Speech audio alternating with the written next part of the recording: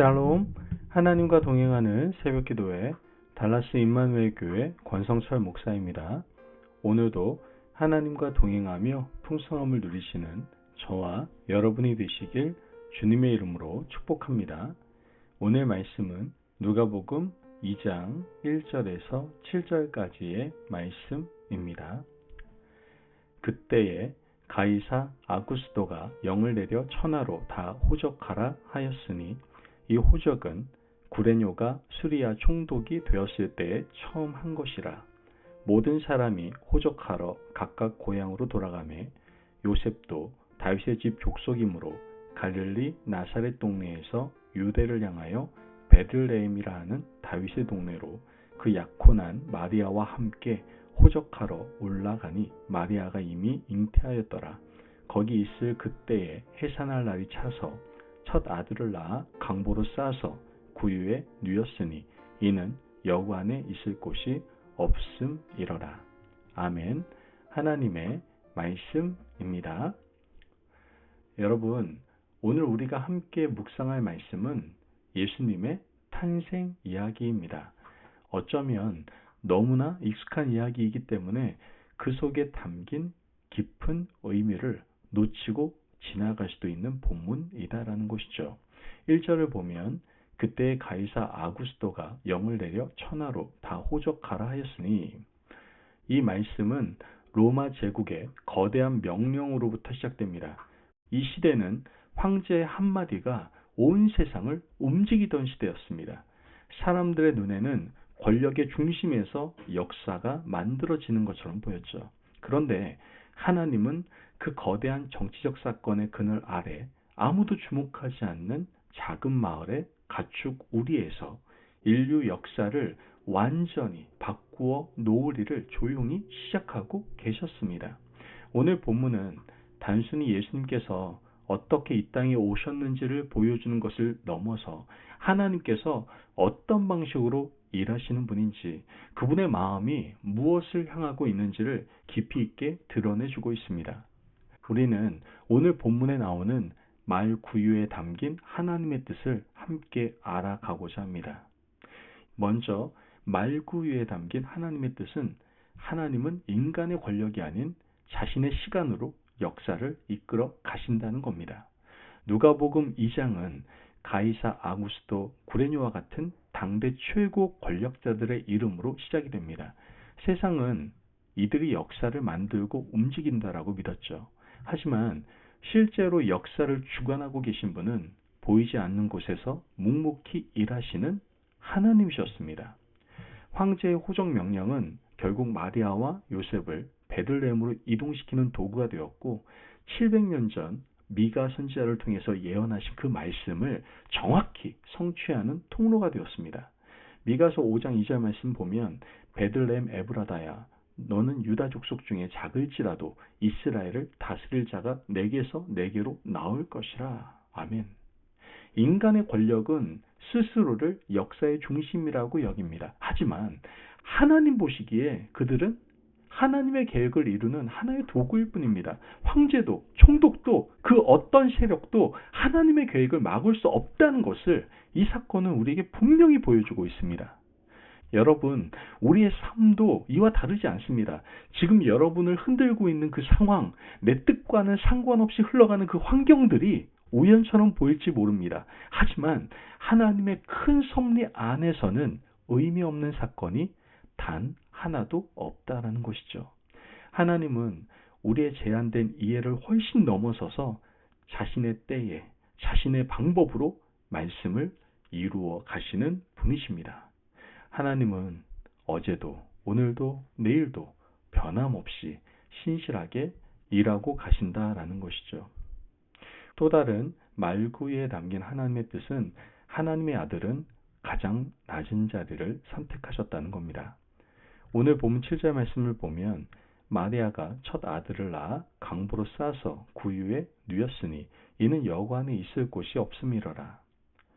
여러분, 이 짧은 문장 속에 얼마나 깊은 의미가 담겨 있는지 모릅니다. 하나님의 아들이 태어나실 자리는 궁전도 아니었고 깨끗하게 준비된 방도 아니었습니다. 그곳은 짐승들이 여물을 먹던 말구유였습니다. 세상의 기준으로 보면 가장 초라하고 가장 부적절한 곳이었다라는 것이죠. 그렇다면 왜 하나님은 자신의 독생자를 이런 자리로 보내셨을까요? 그 이유는 하나님께서 높은 자리를 차지하려는 인간의 길이 아니라 낮아짐으로써 생명을 살리는 길을 선택하셨기 때문입니다. 예수님의 탄생은 이미 십자가를 향한 여정의 시작이었습니다.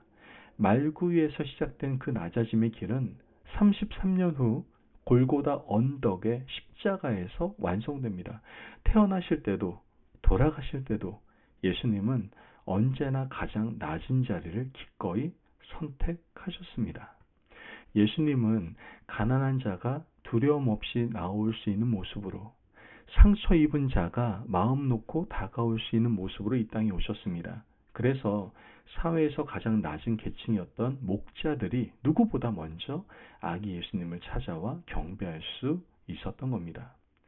여러분, 말구유는 결코 실패나 불운의 상징이 아닙니다.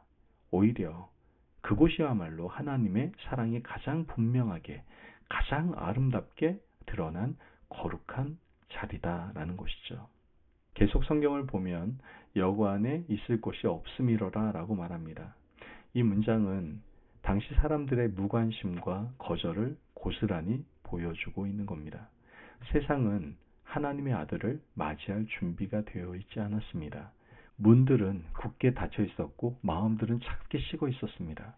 그러나 바로 여기에서 우리가 결코 놓쳐서는 안 될 중요한 진리가 있습니다. 사람들이 문을 닫았어도 하나님의 구원 계획은 조금도 멈추지 않았다라는 것이죠. 방해받지도 좌절되지도 않았습니다. 문이 닫힌 바로 그곳에서 하나님은 오히려 새로운 길을 활짝 여셨습니다. 사람들이 외면한 바로 그 자리에서 하나님은 구원의 역사를 시작하셨다라는 것이죠. 혹시 지금 여러분의 삶에도 자리가 없음을 경험하고 계시지 않습니까? 기회의 문이 굳게 닫힌 것만 같고 마음 둘 곳도 없고 간절히 기도해도 길이 보이지 않는 답답한 순간들 말입니다. 세상이 여러분을 받아주지 않는 것처럼 느껴지는 그런 시간들이 있을 수 있다는 것이죠. 그러나 기억하십시오. 하나님은 자리가 없다고 해서 일을 멈추는 분이 아닙니다. 오히려 그 빈자리에서, 그 거절당한 바로 그 자리에서 가장 깊고 놀라운 은혜를 시작하시는 분이시다라는 것이죠. 사도 바울도 이렇게 고백하지 않습니까? 내가 약한 그때에 강함이라. 여러분, 우리의 빈손이 하나님의 은혜를 담는 그릇이 되는 겁니다. 우리의 약함이 하나님의 강함을 드러내는 통로가 된다라는 것이죠. 여러분, 이제 이 귀한 말씀을 우리의 삶에 적용하시기를 바랍니다. 먼저 하나님의 일하심을 서두르지 말고 깊이 신뢰하시기를 바랍니다. 지금 이해되지 않는 상황도 하나님의 완벽한 시간표 안에 있음을 여러분 믿으십시오. 하나님은 결코 늦지 않으시고 언제나 가장 좋은 때에 가장 좋은 방법으로 응답하십니다. 우리가 초조할 때에도 하나님은 가장 아름다운 그림을 그려가고 계신다라는 것이죠. 또한 낮아짐을 두려워하지 마세요. 세상은 높아지는 것을 성공이라고 말하지만 하나님은 낮은 자리에서 가장 선명하게 역사하십니다. 겸손한 마음, 낮아진 자세가 오히려 하나님의 풍성한 은혜를 담는 넓은 그릇이 될 수 있는 겁니다. 우리가 스스로를 낮출 때 하나님께서는 우리를 높여주실 겁니다. 마지막으로 여러분의 자리를 좀 점검하시길 바라요. 오늘 예수님께서 오실 자리가 내 마음에 준비되어 있는지 한번 조용히 돌아보시기를 바랍니다.